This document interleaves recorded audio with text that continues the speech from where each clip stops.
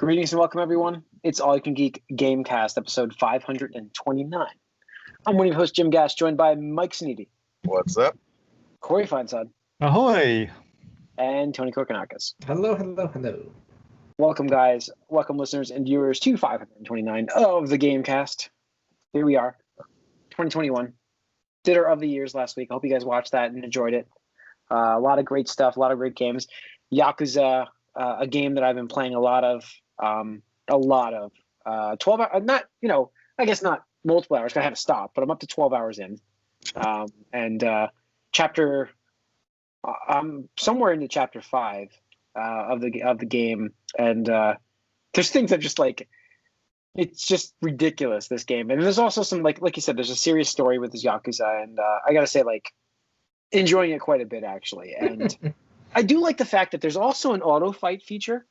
So it's like, yeah, so like if there's certain, like if I'm against scrubs, I'm just like auto fight, and I can just like, check Twitter while it just auto fights for me, and it's fine. The computer's pretty competent in terms of using items, so they're pretty good with it.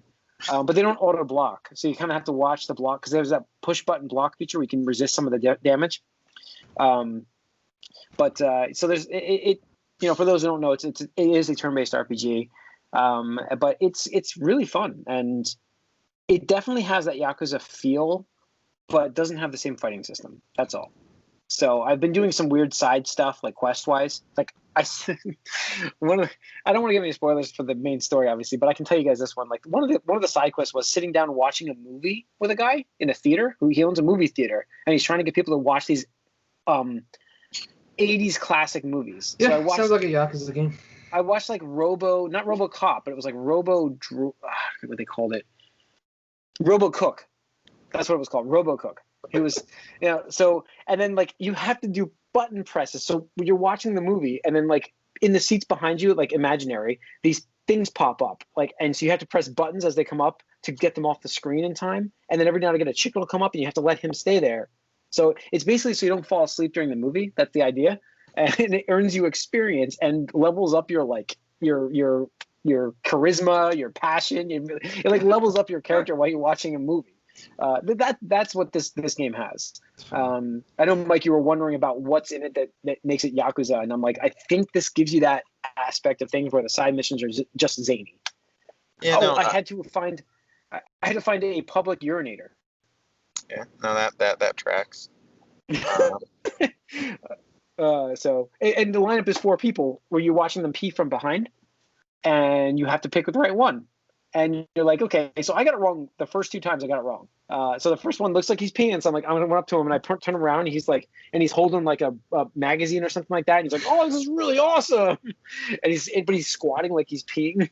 So, and so then you have to start over and try another one. So that's the kind of stuff that's in this game. And then there's another aspect of things where it's like there's a serious story going on of it looks like counterfeit stuff. I don't really know, but I'm getting that. I don't have that much information on that yet. So, no. But I'm definitely curious about it. If I do play it, it will be if you count the remastered game separately. Sure. That would be like the 5th Yakuza game I played this year. I mean, the thing from Mike, the thing I like about the game, and like I said, is the auto combat. Like, let's say you don't like the combat, you just flip the auto button, and then But isn't that most of what you're there for? Like, no. I guess I feel it because for me, like the actual combat in the previous Yakuza games, especially 0 and Kiwami 1 and 2, it was. I would say the combat itself is like half of what you do, and like you have to kind of enjoy it. I mean, the combat's good in this. I mean, it's nothing. It doesn't bring anything new to a JRPG. I'd say that. The other thing is, if I do this will be my first turn-based thing since I've like gave up in Pallet Town of the original Pokemon. Because I was just like, this is boring. I don't like this.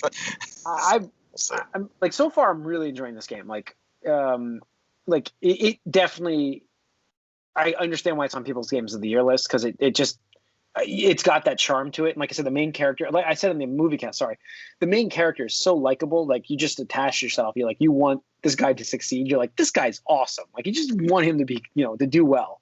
So I don't know what it is. He's like that perfect like character. You're just like, he's Yakuza,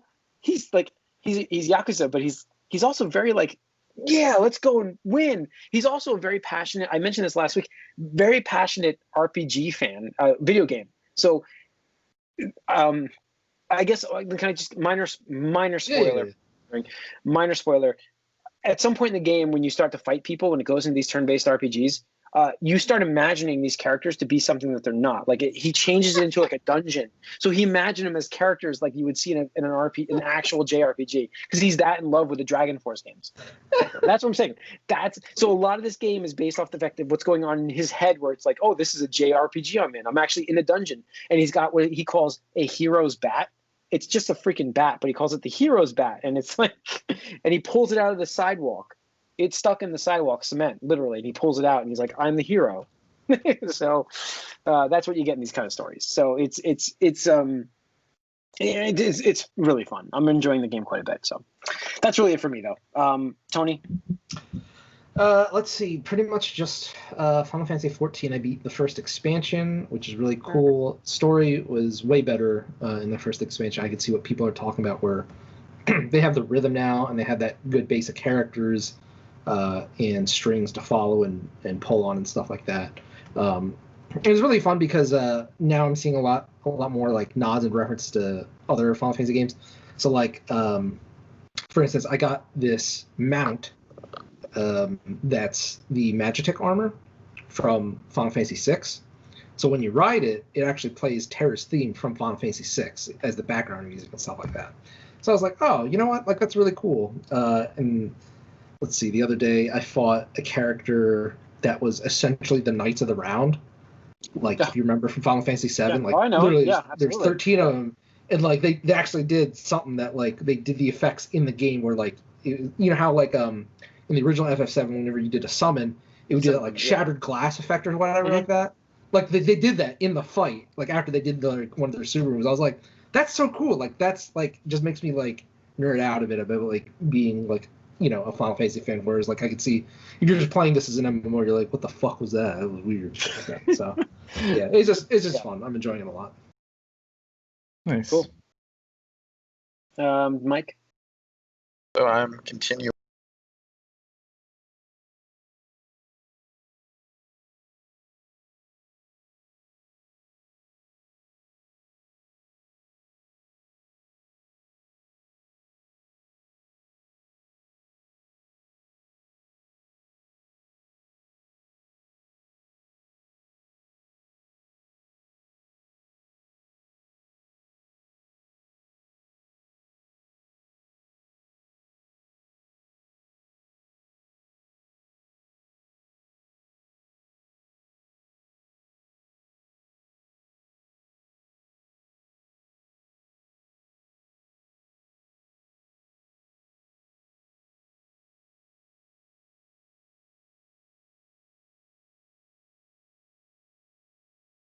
Back and completed most of all major characters.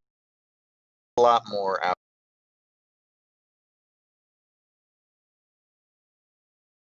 I'm not directed towards, but I'm getting to the point where it's like I need to just do it. I mean, even though I want to wait for this update coming in how many ever days just to see what it does, but I need to just do the end game because I am getting a little bored.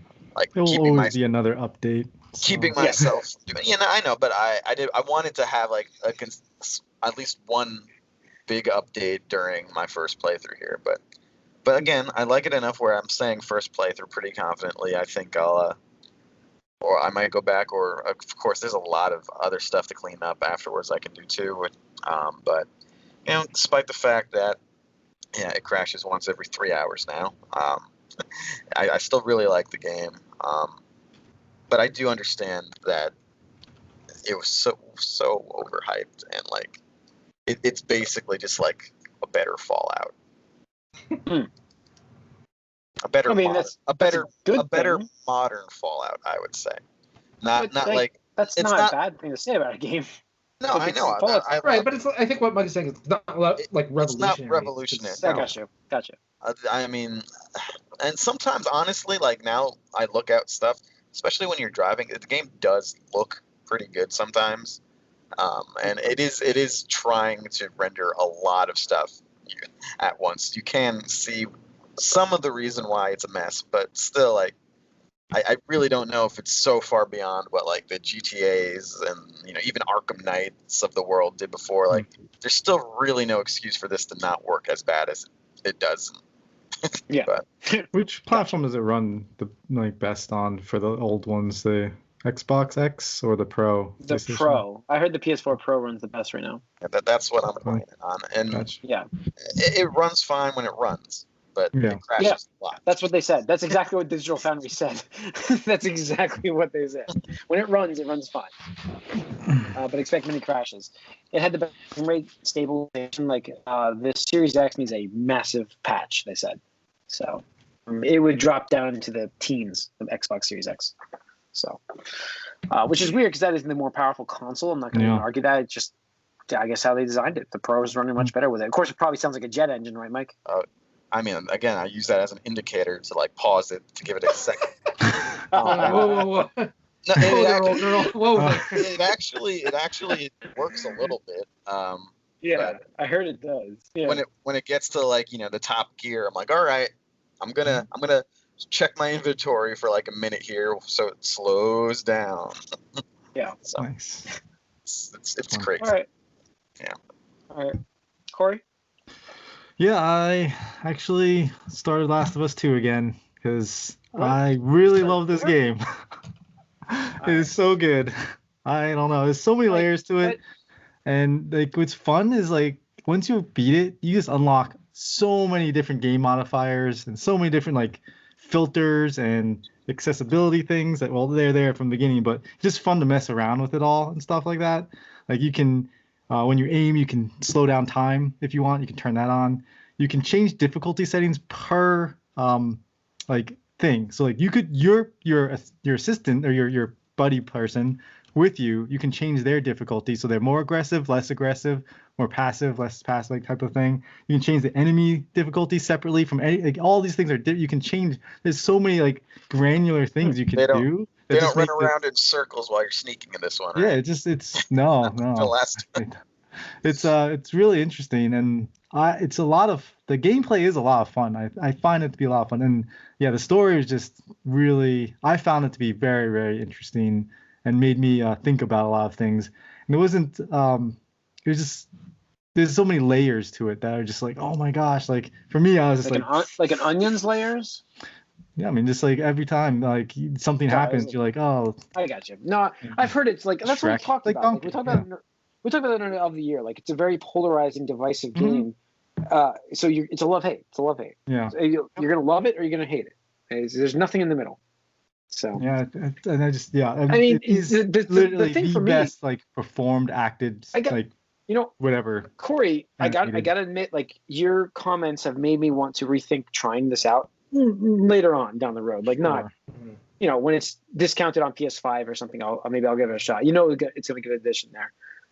Maybe I'll give it a crack and experience this thing as myself, because I know gameplay wise I've heard nobody say it wasn't the best like playing version. Obviously it's just like it reminds me of Mass Effect 3. It nobody can argue how good that game played great. Like gameplay wise that was the best version. Had some really good multiplayer, and just had that story element that just people hated, and it just reminds me very much of that. Very polarizing games, and in that respect, I don't ever want to play Mass Effect 3 again. But I could see myself doing that again. At first, I was like, I don't know if I'll play this again because I went through it. But being further like away from it, like for however long it was, I was like, I'm kind of itching to play something, and I want to mess around with these features and things like that. And again, there's so many things you can do. Like you can change the filter so that way it highlights everything that is clickable. So like it just like everything's gray except for bright yellow things. This is clickable. This is clickable. This is like interactive or whatever. You can have that. You can, like I said, you can have the slowing down time. You can have unlimited crafting if you wanted, unlimited ammo if you want. You have all these different things that just to mess around with the game and do different things. I think it's really interesting. But again, like I found the story to be very cool. I liked it, and it does take some time because I didn't know, like I was saying, I didn't get spoiled. I didn't know what happens in the middle of the game, and that did throw me off. I'm like, oh wow, this is they're really gonna do this to you. Yeah. But then I was like, but they make it work, I think, in the game. So I do enjoy the gameplay of it actually. So I was playing it again for all those reasons. Yeah, cool. All right, let's get into some news then, guys. Game news. Hang on, just opening it up. All right. Did I put NPD on there?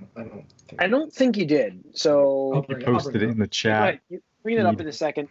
PlayStation Sony has a new studio, secret studio, in San Diego, working on existing franchises. Not so secret, I guess. First party studio, I guess. Yeah. Just to report it. Existing franchises. So this is their sequel churn outers. Like this is you're gonna churn this sequel out. You're gonna do this one. Is that what we got here? It seems odd for a studio to do sequels to other studios. Isn't that weird? That's what I found weird about this whole article. So I don't think it's. I mean, I didn't read the article, so I don't know what they were reporting it on. But it sounds. Well, it's building upon existing franchises. Yeah. So to me, that says more like, oh, we have all these backlog, these characters we haven't really. Uncharted. Not Uncharted necessarily. Is it more likely you do the remastered shit with them?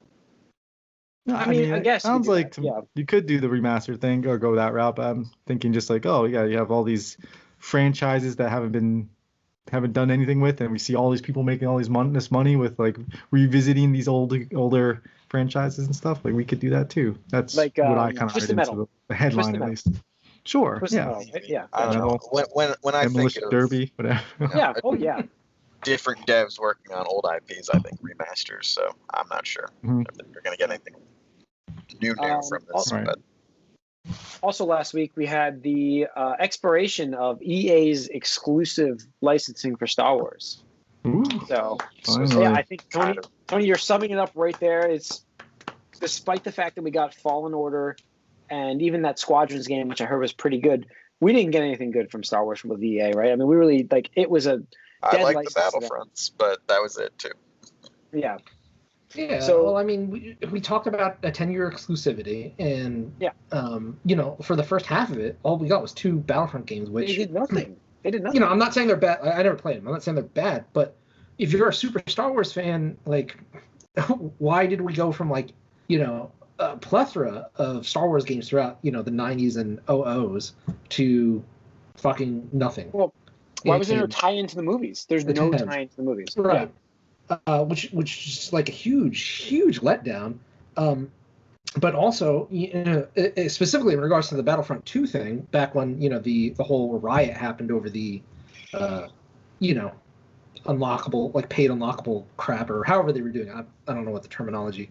But remember, we had talked about, that was the most downvoted Reddit post in internet history, and that Bob Eager even had to call fucking, the president of EA to have a talk about it. I was like, no, like that doesn't happen, and then just there's no ramification at all. And I think we finally saw that where it's like, you know what, maybe it's time we open up again, because honestly, like exclusivity is just shitty for fans, for like everything. It's just like, what good are you doing?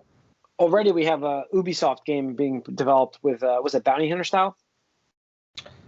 It sounds like they're working on the Mandalorian game. That's my assumption right there, because like how many failed concept like games got canceled or EA like that we knew of? Yeah, absolutely, absolutely. Like like 1313 got canceled, but then whatever 1313 morphed into. Well, 1313 was Lucas Games. When the exclusivity happened, they were like, well, let's just can that. We're not going to bother with it. And then Kathleen Kennedy's game, which was based off of that, got canceled. Yeah. Right. And what's her name? Amy Hennig. Amy Hennig. I said Kathleen Kennedy. She runs Star Wars. She runs Amy Hennig. Yes. Amy Her Hennig Star Wars game got my fault. Yeah, sorry. Wrong name. So, and then her game got canceled. And she even left the studio from that after that. So it's like, that's why she came in. That was Visceral or something like that. Yeah, was this a bold prediction that there'd be a big Star Wars game announcement this year? I think we already hit one. Maybe. Yeah. So I don't know. I'm interested to see what other studios now can do now that they have the Lucasfilm Games umbrella. Essentially, is what they're doing, which is a good idea. And let the other companies take up the mantle, not just one. Not to mention that leaves EA time to just make a Fallen Order 2, which was a good game. Well, the thing is, like, give the studios give the games to the studios that make the most sense, right? As long as we don't get more games as a service from them. Sorry, but go on. Yes. Yeah, no, I'm just saying, like, when you want, because I remember they're talking about the Marvel stuff, and like we want to make sure we give the Marvel games to the best studios and have the best games of the Marvel, whatever. Unfortunately, you give Avengers to Crystal Dynamics, and you get that whatever came out of it. But EA, like, they have a bunch of smaller studios that they kind of like we Respawn and stuff, but if you can get a studio that's outside of there to make a game that you want, like, that they're good at, we know Mandalorian will probably be a third-person action game in the vein of Assassin's Creed is my guess, something like that. Like that's probably what we're gonna get from Ubisoft because that's what they do. That's their wheelhouse. So they know how to do it. So that's true. So we'll see. I know, it's a good thing. Oh, excuse me. Sorry, everybody. I just yawned on it. And I mean, last thing I want to say there real quick is, like, again, the first half it seemed like they were just so focused on the money. It's like, hey, Battlefront, huge multiplayer, microtransactions, stuff like that. And I think with that reaction, that they pivoted with Jedi Fallen Order, which is great. Yeah, and great. Again with Rogue Squadrons, but it's one of the things where it's like it's too little, too late, and it's like, why would you sign up for another exclusivity deal when it's like it just they've already wasted it. Yeah, right, exactly. Gotcha. So you're gonna make more anyway from not going exclusive, I would think. Just license it out to everybody. Absolutely, that's what their plan was before. Wasn't that the plan with the Marvel games? I mean, that was it. So do the same thing with Star Wars. So, let's hit MPD. Tony, what do we got for MPD? Last week, the numbers were released. Yes. I saw that Grand Theft Auto 5 is no longer on lists. This is news for everybody. We should all be happy this is happening. So, unfortunately, just to speak to that really quick, so the reason why we don't see Grand Theft Auto at all anymore is because Rockstar pulled out, or Take-Two rather, pulled out of sharing digital sales. Oh, Jesus Christ. Yeah, so people are still buying this game. Out of sight, yeah, I'm sure. But out of sight, out of mind here, stuff like that. Yeah, gotcha.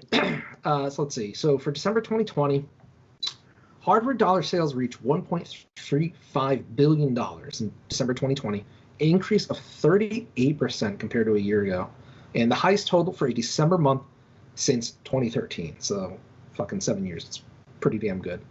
Let's see. Grand Theft Auto's year. Yep.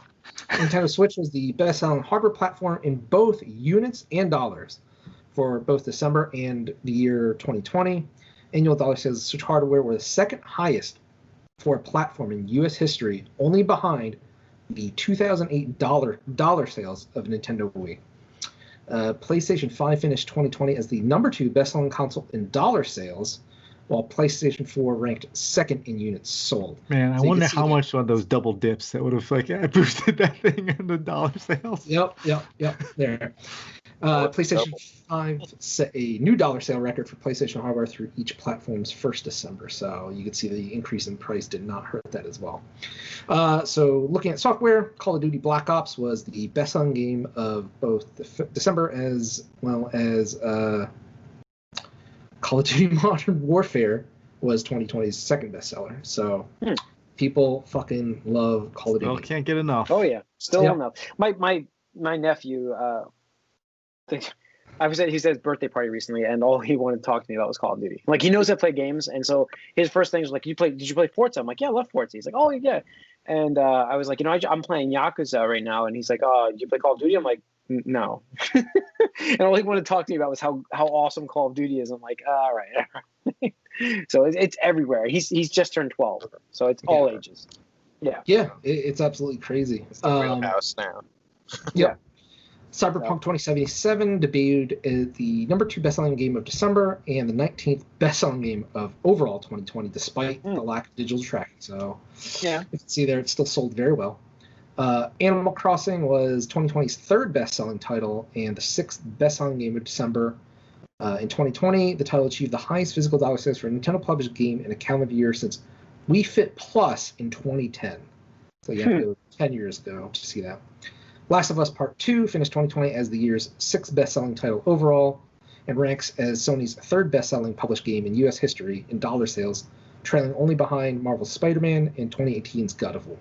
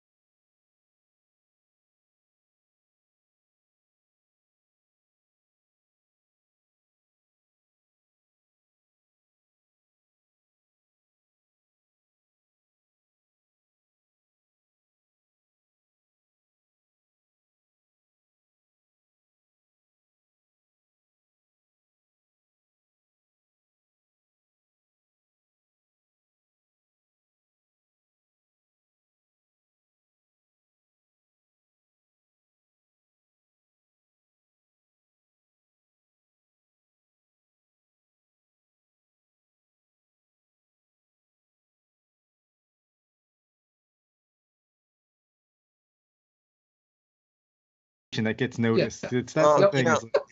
It reminds me a little bit in my industry where they say, oh, if there's a bad review, respond to it. It's better. I'm like, is it always better, really? If I get that 0 out of 5, do I really want to even try to like recover that person?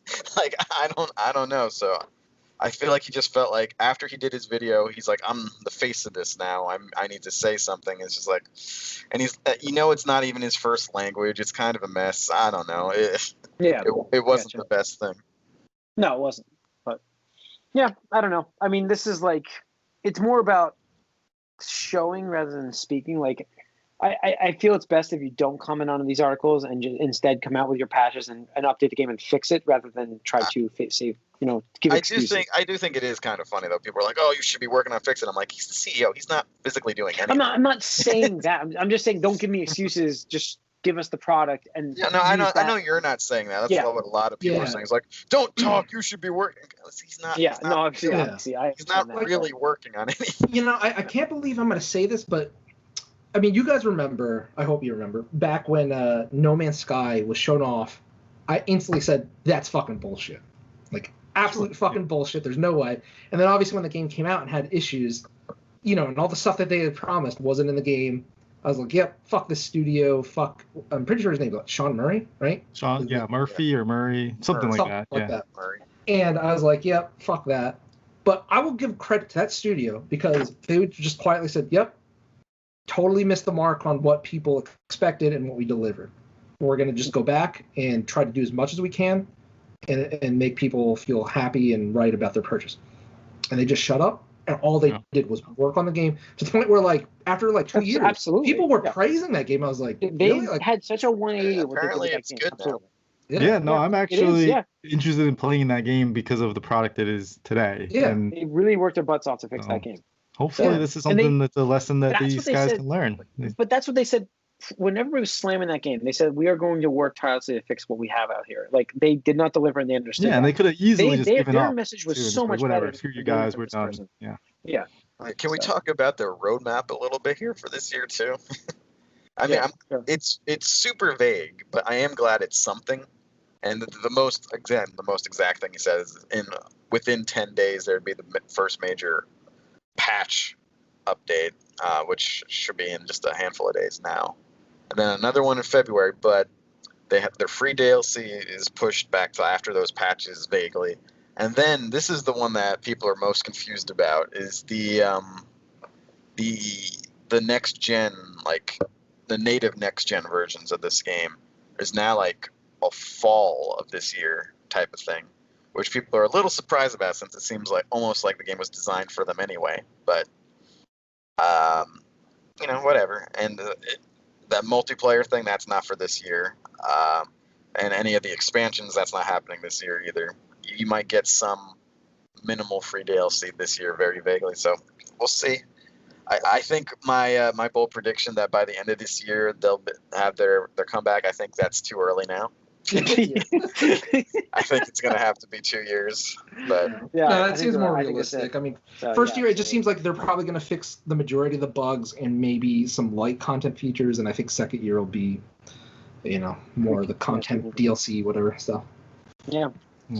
All right. Before we go, we have to include movie news on the Gamecast because this is breaking. This is breaking news. So I had to do it on here, guys. And because it's this podcast, I have to say this. I was just sent a link from my brother, based from Kevin Smith, who runs a podcast. Apparently, Kevin Smith and his co-host were hosting their podcast. Now, Kevin Smith, we all know who he is. He does a lot of work in DC and Marvel. He's done a lot of work. He's doing Netflix's He-Man show. Was suddenly asked about the fact that he's now heard a rumor that HBO Max is in fact developing a Batman the Animated Series sequel, a continuation of Batman the Animated Series. And he said, I don't know what you're talking about. I'm not involved, but I have heard this is the case. When I heard it, I freaked out. And I heard this, I wouldn't say a month before you just said it. I think that it's real. I don't think it's a rumor. I wouldn't say set your watch to it. But it's not an idea. But it's an idea whose time is not only coming. I think it came, and it's smoking a cigarette. So he has very reliable sources saying that this is actually happening on HBO Max, a Batman the Animated Series sequel. That's huge. So we don't know anything more about that at this moment. But the fact that I feel like this guy knows those people, who he would hear a lot about this. And then when asked that question, if he was working on it, he said, I'm not involved, but I know I've heard this from reliable sources. If he's putting his name on it, then it's something to definitely scratch your chin over. I would just be curious. Can we get Kevin Conroy back? I mean, why not? You have to. He's done stuff recently. Do we get Mark Hamill back? I think they'd probably be up for it. I think he would. But Tony, come on, what, Tony? No, I'm just you can't saying, go home like, again? No, it's whatever. I'm so tired of like the whole like I'm never playing him again. This is my last role. And it's like narrator voice.